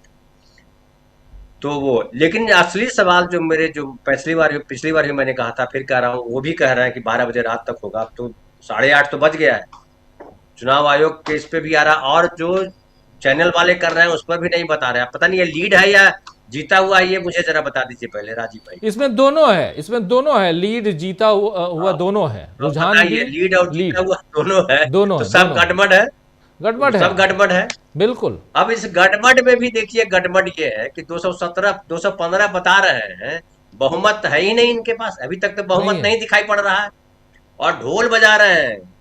नरेंद्र मोदी जी ने क्या कहा, ये महाराष्ट्र में जो जीत हुई हमारे विजन की जीत हुई है। अरे महाराष्ट्र में किसी मोहल्ले में जीत लिया, उससे विजन का जीत हो गया? मुंबई में क्या हुआ? मुंबई में विकास का कौन सा विजन है? अडानी के विकास का विजन है तो क्या आपका? तो देखिए, जो मैंने पहले कहा था, फिर आपने उसको और जस्टिफाई कर दिया, मतलब अंडरलाइन कर दिया कि उद्धव ठाकरे को हराया नहीं है आपने, और उद्धव ठाकरे मजबूती से मुंबई में खड़ा है, और मुंबई में खड़ा होने का मतलब होता है, आप देखिए क्या क्या सब अनाउंस कर रहे थे। मैं देख रहा था 4 बजे के आसपास, 3 बजे के आसपास, मुंबई में ठाकरे परिवार की बादशाहत गई, ठाकरे के घर में सन्नाटा, फलाना। अरे हार जीत होती रहती है, 25 साल से कोई आदमी सत्ता में था और तुम ये भूल गए कि उसी के पीठ पर बैठ करके तुम सत्ता में आए हो। जब पहली बार महाराष्ट्र में सत्ता बनी थी तब जनसत्ता चल रहा था, अनिल भाई साहब वही थे। जब पहली बार जब सत्ता में बैठे थे बीजेपी वाले 1995 में, तो शिवसेना के कंधे पर ही बैठ के आए थे ना। तो जिसके कंधे पर बैठ के आए और जिसके घर को तोड़ करके ईंट ले गए उठा करके, उसकी ईंट से तुम घर बना करके कह रहे हो देखो मैंने घर बना लिया। कैसा घर बनाया यार तुमने? शर्म नहीं आती है आपको? शर्म आनी चाहिए। पानी नहीं आपके पास था तो पड़ोसी से मांग लेते चुल्लू भर। मतलब गटर मीडिया का तो छोड़ दीजिए, मैं बीजेपी के नेताओं का ऐसा ऐसा बयान देख रहा हूं, कभी कभी लगता है कि किस देश के निवासी हैं ये जो भारतीय संस्कृति, भारतीय परंपरा, भारतीय विरासत, भारतीय पता नहीं क्या क्या बोलते हैं, क्या वहां के लोग हैं? कुछ कहना चाह रहे हैं प्रशांत भाई? प्रशांत जी, हाँ, मैं धनंजय जी की बात पे सिर्फ एक बात जोड़ रहा हूँ कि उद्धव ठाकरे की सरकार गिराई, पार्टी तोड़ी, मिलाया, सिंबल छीन लिया, कोर्ट ने साथ नहीं दिया। आपका वीडियो डाउन हो गया, प्रशांत जी का वीडियो डाउन हो गया, कुछ बोल रहे और उसके बाद समझिए प्रशांत भाई को मैं और आगे बढ़ा दूं बात को। कहा आपने कि ये उद्धव को हमने खत्म कर दिया। महाराष्ट्र में ये भी बताया कि प्रशांत भाई ने कि मुंबई में 35 से 40% ही मराठी भाषी रहते हैं, बाकी गैर मराठी भाषी आ गए हैं। ये बात भी सच है। लेकिन 60% गैर मराठीवाद होने के बाद, मराठी भाषी होने के बाद भी अगर आपको बहुमत नहीं मिलता है अपने दम पर, तो काहे का विजन, काहे का नेतृत्व? लातूर पे पता नहीं चर्चा आपने की कि नहीं की, लातूर में कांग्रेस जीत गई। हाँ, देशमुख जी के जो बेटा है अमित देशमुख और तीनों भाई, वो सब मिलकर के बचा लिया गढ़ अपना। तो वहां पे आप काहे नहीं चले? वहां विजन नहीं था, लातूर में अपने विकास कार्य नहीं किया था। तो देखिए, मूल ये है कि सारा तंत्र लेकर के, सारा मंत्र लेकर के, सारा झूठ सच करके, जितना अनैतिक हो सकते हैं उतना अनैतिक हो करके आप पूरे महाराष्ट्र का जो बीएमसी का चुनाव है, ठीक है आप 23 जगह जीत गए कि 22 जगह जीत गए कि पता नहीं 29 के 29 मान लीजिए जीत गए, लेकिन ये जीत आपकी प्रश्नवाचक चिन्ह के बीच खड़ी। और महाराष्ट्र की जनता, खास करके मुंबई के आम लोगों ने ठाकरे को नकारा नहीं है। मुंबई के आम लोगों ने बीजेपी को स्वीकारा नहीं है। ये लाइन आपको लिख लेनी चाहिए और आने वाले समय में आपको और मुश्किल होगी, क्योंकि अगर शिंदे के कुछ लोग भी टूट के अगर चले गए उधर दूसरी तरफ, तो आप कि अगर बना भी लोगे मेयर आपका, तो आपके मेयर का इस्तीफा हो जाएगा। तो इससे एक फायदा यह हुआ है कि शिंदे को अपना ऐसे ऐसे करने का मौका मिल गया, वो ठाणे में भी और मुंबई में भी। ठाणे में बीजेपी से आगे है एक तरह से कहिए शिंदे, और यहां भी। तो आप बीएमसी का जो चुनाव हुआ या जो म्युनिसिपल कॉर्पोरेशन का चुनाव हुआ, इससे ये पता चला कि बीजेपी जो मन में गुलाब खिला रही थी या जो है मालपुआ खा रही थी कि हमारा एक छत्र राज्य हो जाएगा, नहीं हुआ। शिंदे की पार्टी भी आपके लिए इस चुनाव में एक कांटे की तरह होगी। आप जिस तरह से विधानसभा चुनाव में अजित पवार को साथ लेके आप डाउन करने की कोशिश की, शिंदे अब आपसे डाउन नहीं होंगे मुंबई और यहाँ ठाणे में। ये भी बीजेपी के लिए झटका है राजीव भाई। जी बिल्कुल। अभी चुनाव परिणाम जब आएंगे, कल मिलेंगे, कल फिर आपको हम बता सकेंगे कि और क्या इसका असर हुआ, इम्पैक्ट होगा। लेकिन अभी तो चुनाव परिणाम, अब ये तो मैं जो ताज्जुब हो रहा है, आप वार्ड के चुनाव आप काउंटिंग करा रहे हो, 10:30 बजे से क्यों कराया भाई? और 10:30 बजे से कराया तो कराया, अब ये 12 बजे रात तक ले जाओगे, मतलब क्या है? इसका मतलब है कि आपकी आपको पता था कि हम हार रहे हैं, और तो ये जो एग्जिट पोल करा रहे थे, सब आपका तंत्र इस बार फ्लॉप हो गया। यानी मनसे और उद्धव ठाकरे की पार्टी ने अपनी ताकत दिखाई, आपको लड़ने की क्षमता नहीं है। एक वीडियो आपने देखा होगा जहां मनसे के लोगों ने बीजेपी के लोगों को खूब जबरदस्त तरीके से गली में पीटा, क्योंकि वो पैसे बांट रहे थे। तो इसका मतलब है कि अगर मजबूती से लड़ा जाए, जैसे ममता बनर्जी लड़ रही है बंगाल में, जैसे उद्धव ठाकरे लड़े हैं मुंबई में, तो बीजेपी के तमाम तंत्र जो है वो पीछे छूट जाएंगे। जी बिल्कुल बिल्कुल सही आप कह रहे हैं कि यहाँ पर लेकिन ऐसा नहीं कि पूरा बीजेपी की आंधी है पूरे प्रदेश में, और कई जगह जैसे चंद्रपुर में कांग्रेस वहाँ अपनी सरकार बनाएगी, मतलब नगर निगम में कांग्रेस का मेयर बनाएगी। फिर इसके बाद लातूर है, परभनी है, कुछ ऐसे भिवंडी है, ऐसे कुछ हैं। कोल्हापुर है, कोल्हापुर में भी ठीक ठाक कांग्रेस हो सकता है। कोल्हापुर में हालांकि शिवसेना शिंदे गुट भी इनके साथ ठीक ठाक कर रहा है, लेकिन कांग्रेस वहाँ भी अच्छा प्रदर्शन करी है।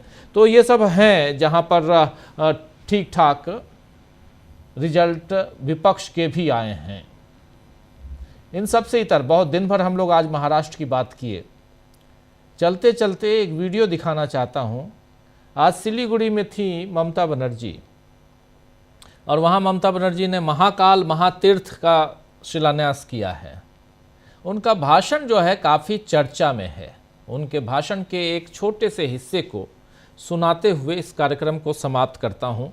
रिजल्ट में अभी इंतज़ार करना होगा। जो महाराष्ट्र के रिजल्ट की बात कर रहे हैं हम, बीएमसी की बात कर रहे हैं, खासकर अभी रात को तमाशा बाकी है। तमाशा वर्ड कोटेड मैं यहाँ कह रहा हूँ, वो बाकी है, इंतज़ार कीजिएगा। और अगर ज़्यादा तमाशा हुआ तो हम भी लाइव आएंगे ज़रूर। लेकिन अभी देखिए आगे आगे होता क्या है। और धनंजय भाई आप तैयार रहिएगा कुछ तमाशा देखने के लिए, लेकिन उससे पहले और आप सबसे विदा लेने से पहले ज़रा ममता बनर्जी के इस भाषण के, आज के भाषण के इस अंश को, इस हिस्से को सुन लीजिए। हर हर महादेव, रक्षा करो महादेव, हर हर महादेव, रक्षा करो महादेव, हर हर महाकाल, रक्षा करो महाकाल।